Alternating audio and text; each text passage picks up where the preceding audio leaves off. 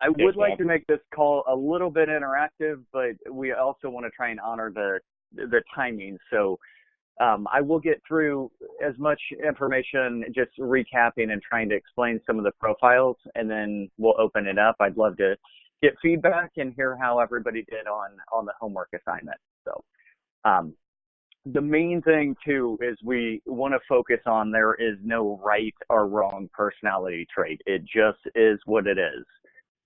Also, if people have done personality profiles, they'll know that there's often two selves. There's like a true self, and this is who I am at my essence.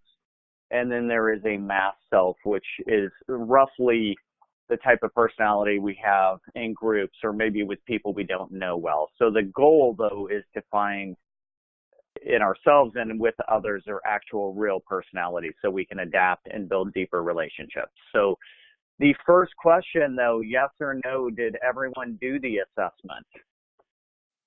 Yes. Or how did I did. I did. Yes. Okay, great. All right, awesome. Now, if you haven't done the assessment or had a chance, or you want to have, friends, family, team members take the test, like Kevin mentioned, you can go to www.tonyrobbins.com/DISC, DISC.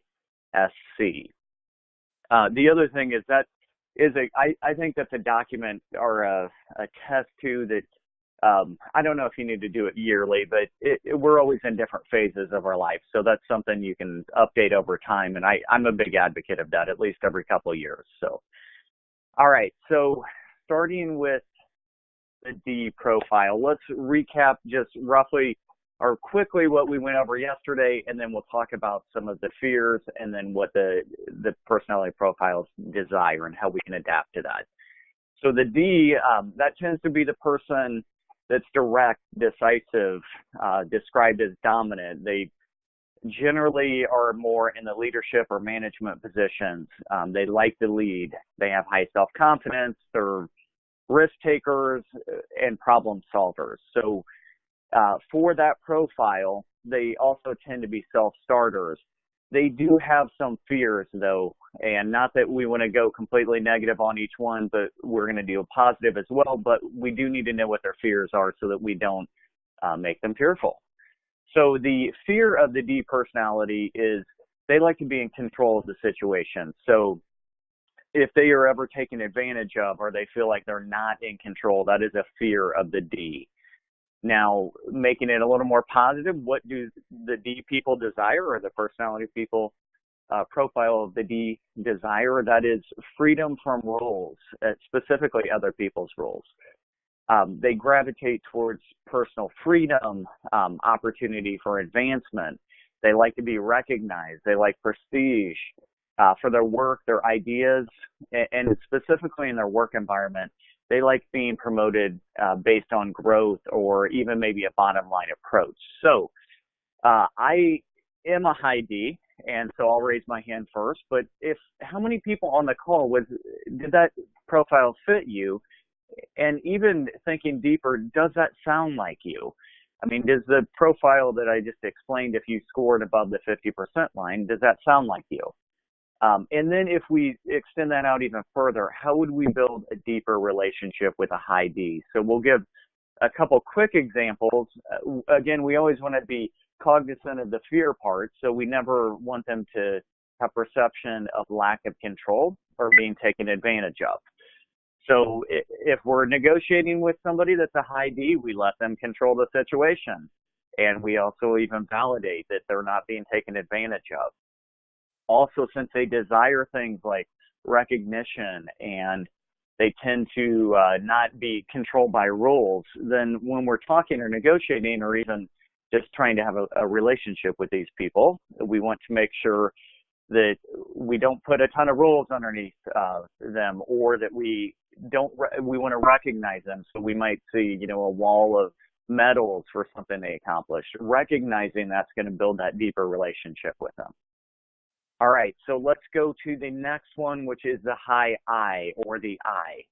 And just recapping, the I is the person that's going to put an emphasis on shaping their environment or influencing, persuading people. They tend to be the social, popular, lively, very optimistic and enthusiastic. However, they do also have a few fears. The biggest one is since they want acceptance and approval from others, and that's their main desire, then the inverse of that would be rejection. So a person that typically has a high I personality fears rejection or being rejected. Now, what do they desire? They like the acceptance and social esteem. They love being recognized for their creativeness or ability to motivate or influence. Often you'll see people that have this personality profile that use humor.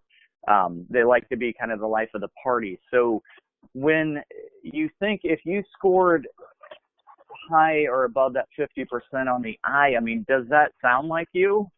Is that something that those traits you can say, yeah, I think that sounds like me?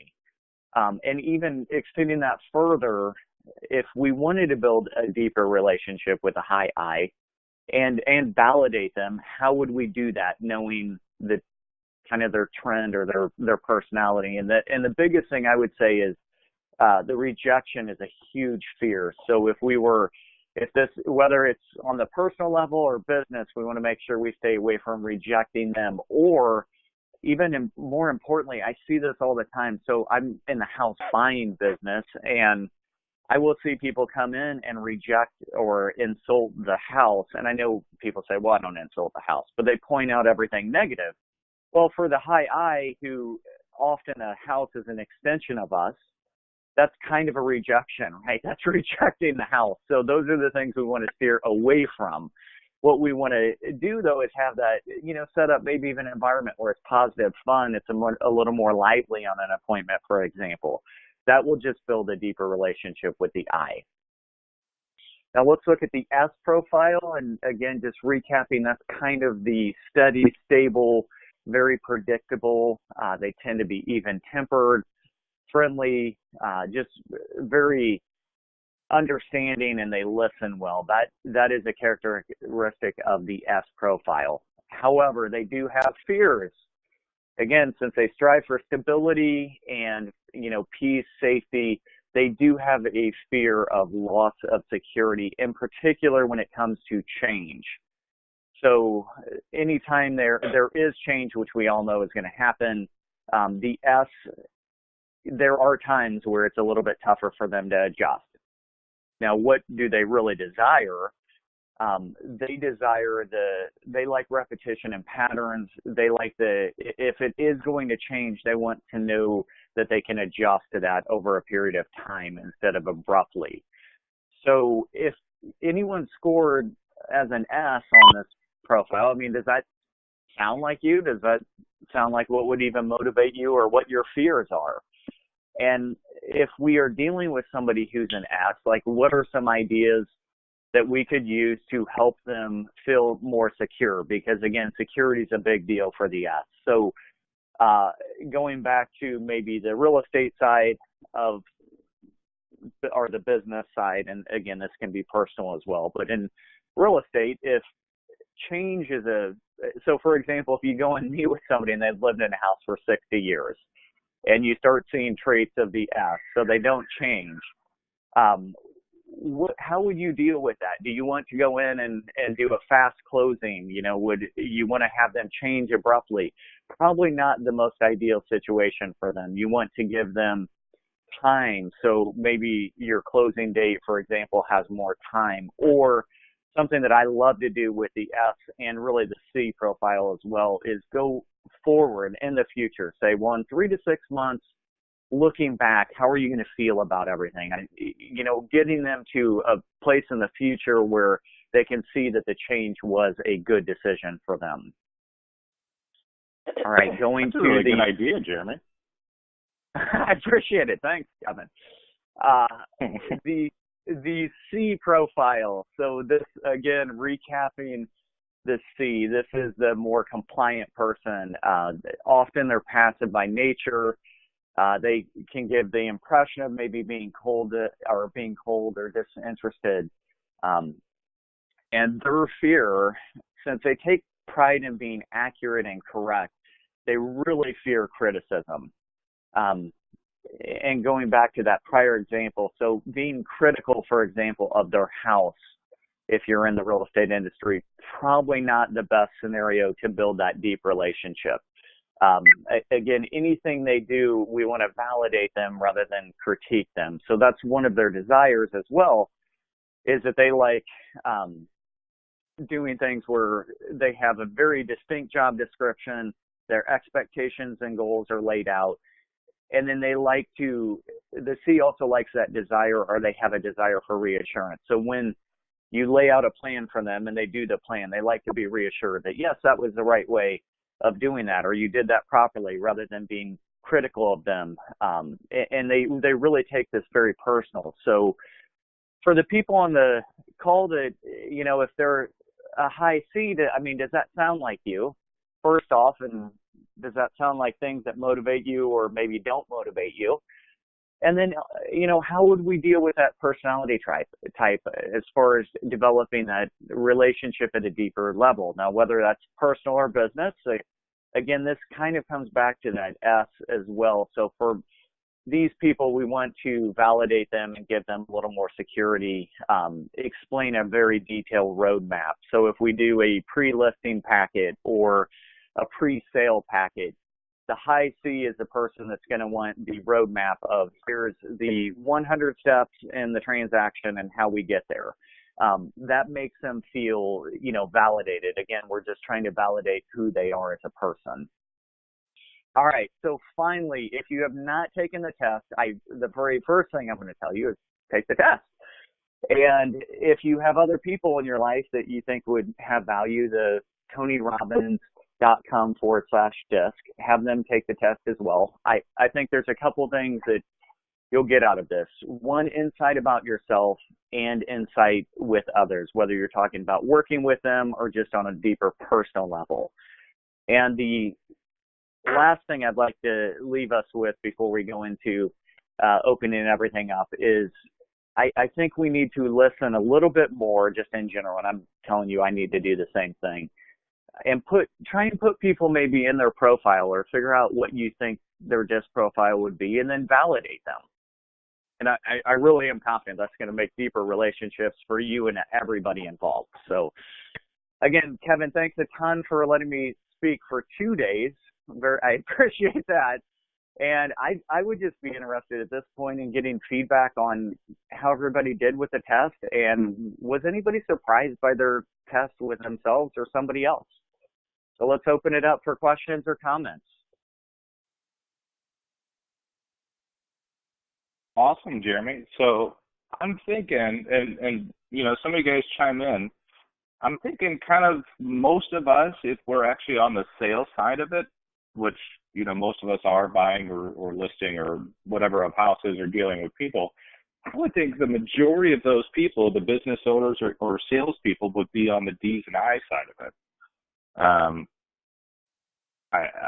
I guess there can be agents and stuff like that on the other side of it, but I would say the bulk of it would be on that side, right? Yeah, actually, Kevin, a good analysis. So the more sales type positions often are a D, some variation of a D or I or both. However, there are positions in every role. So if you're talking about an S or C, the people that buy, for example, at the courthouse steps, or it's just very transactional from a standpoint of systematized and they have roadmaps, those positions do exist even in real estate. So, there is, and everybody has varying degrees of each one of those personality profiles. So the reality is maybe D and I, it's a little heavier on the sales side, but there's opportunity, whether you're a D, I, S, or C, even in the real estate industry. Does anybody want to share what they had?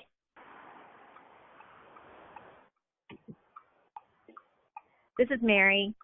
I'm a D and I, high in D and I. So that just means you're over the 50%. Is that right? Yeah. And Jeremy, you were 100% D? Yes, I was. I was like, it looks like about 87 on the D. 88-ish. Nice. Well, is that something you thought too, that was your personality, or did that surprise you at all? Not really surprised. So Not surprised. Yeah.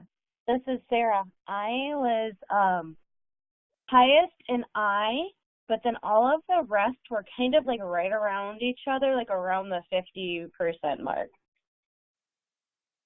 Awesome. And how big was your eye? I think it was like a little over 80%. Oh, wow. Nice. I'll have to look back at it, but it was pretty, and I feel like that's pretty accurate. I was going to ask if you thought that was accurate and if that surprised you, or you said, you know what, that doesn't surprise me at all. It didn't really surprise me because, like, I feel like it kind of depends on my mood or, like, where my mind is at, where I fall on the spectrum, if that makes sense. Sarah, this is Dawn Krause. That totally makes sense because there's our adaptive. There's what we lead with in our adaptive style and in our natural style. And Jeremy, you did an awesome job teaching this and explaining it to everybody. I've done lots and lots of training on the disc, and you did a fabulous job. So thank you for sharing. And Sarah, going to what you just said, as far as your mindset, we can tend to lead with one trait over another depending on the environment in which we're in. So, for example, I took the disc a couple of years ago. So I don't know that it was Tony Robbins, but I did it a couple of years ago. And most people think that I'm a D just because of the business that we've built and that sort of thing. And actually, I lead with my I. My I is a 99 and my D is an 88. However, when I'm in work mode, I definitely lead with my D. When I'm in total relaxed, just away from all the work stuff, whatever that looks like, and just in my total natural mode, I lead with my I. So, and you can, Sarah, you referred to it as mindset. So it's kind of like your natural and your adaptive numbers, and that what you lead with can change depending on what your environment is.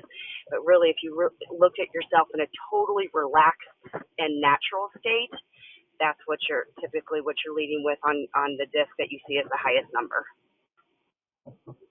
I would 100% agree with that. Yes. And thanks, Don. Oh, sorry, Kevin. Go, Kevin. Now. Oh no, I was going to say, Don, that totally makes sense. So I actually was similar to that. I was an ID, so that's kind of cool. That's kind of where you were. I didn't even make the C, but that's fine. We don't need that much. Kevin, and I'm sure no one would disagree, it is very surprising that you are a high I. Very surprising. Yeah, I know. I didn't know that was there. Shocking.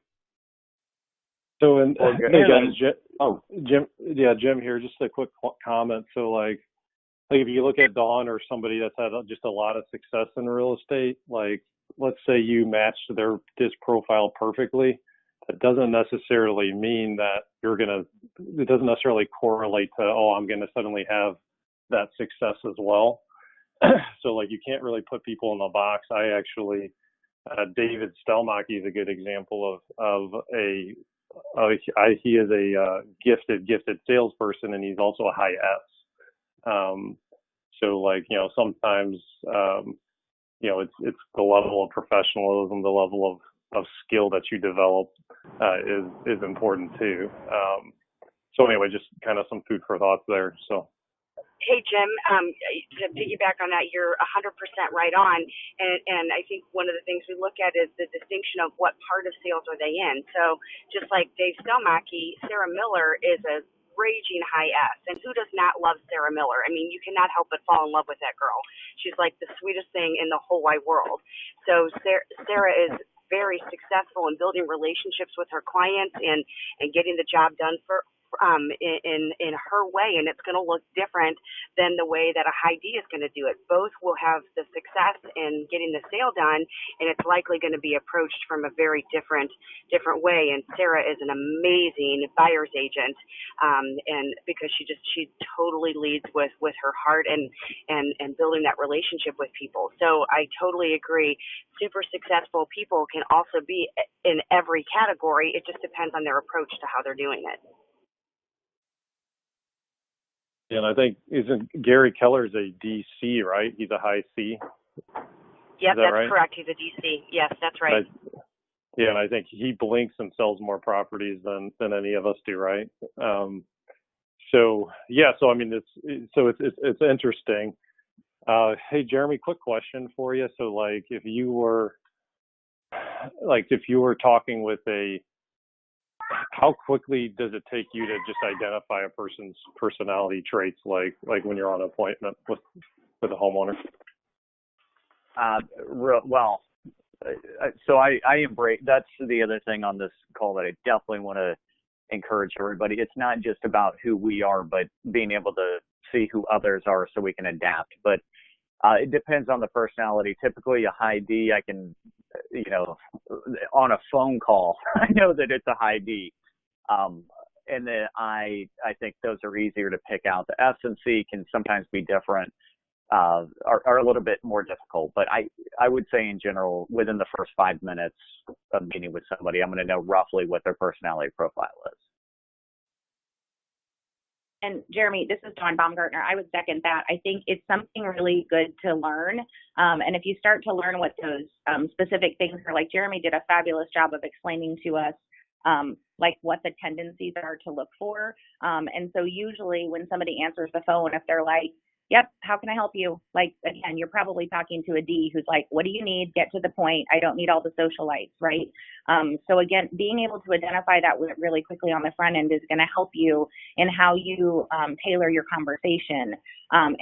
In my business, the way I've built it over the last 13 years, it has been around the disc and in consideration of even like, what are my inspectors like? I have an inspector that's an SI, and he like loves people, but D's want to strangle him because they're like, if you tell me one more story, I'm going to lose it on you, right? And so like my DCs cannot take it. Like they're like, stop it right now. So I normally place them with my inspector that used to be an Air Force officer because he's like, nope, we're here right now and we're doing this. And, and so again, I will tell them my recommendations from the choices I have. And so it has really allowed me to have positive experiences with people by knowing that. Just like when I get on a call with the C, they might ask me some questions about like days on market or, how fast do you think you can sell my house? What are you going to be able to get me for my house? Again, when they start talking to you about analytics, you're usually dealing with like a C personality and you're like, okay, you better bring numbers to that game because they don't care that you're friendly and you're cute and you have a cute dog that is your mascot. They really don't. They're like, I don't care about the dog. I just want to know how fast you're going to sell my house and what my numbers look like. So it's really about identifying that person from the get-go as fast as you can.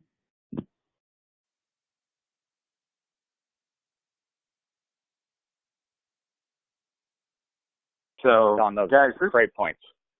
Yeah, this has been fun. I'll be honest.